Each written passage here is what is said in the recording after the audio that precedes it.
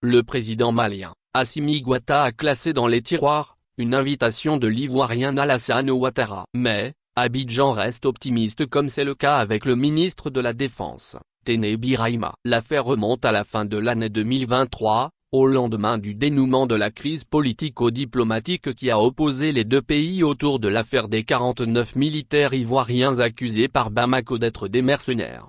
Coup de fil à Goïta. Selon Jeune Afrique qui en son temps livré l'information, le président Alassane Ouattara avait, 2 semaines avant la libération des soldats ivoiriens détenus 6 mois durant au Mali, téléphoné au président de la transition malienne pour lui proposer de venir à Abidjan.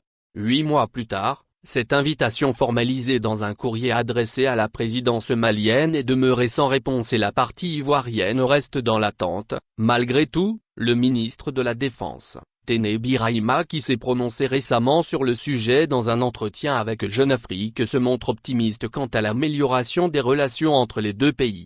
Nous attendons toujours qu'il puisse effectuer cette visite. Les choses se sont beaucoup apaisées, nous allons de l'avant de part et d'autre, a rassuré le frère cadet du président Alassane Ouattara, rappelant que le chef de l'État ivoirien a même invité Assimi Goïta, le chef de la transition malienne, à Abidjan.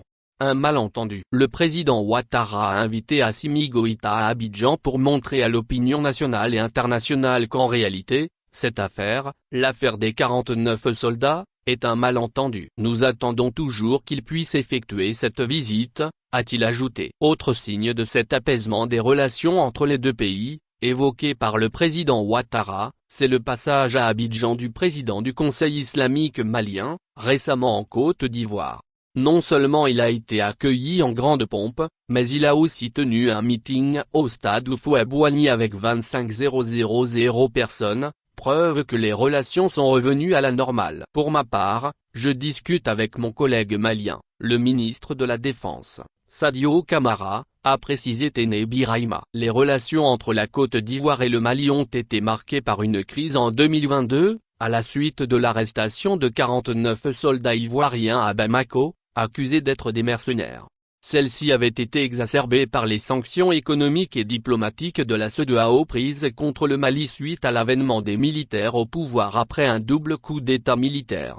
Les initiatives diplomatiques, telles que l'invitation du président Goïta à Abidjan et la visite de haut niveau menée par des officiels ivoiriens à Bamako, montrent une volonté commune d'aplanir les différends et de renforcer les liens bilatéraux.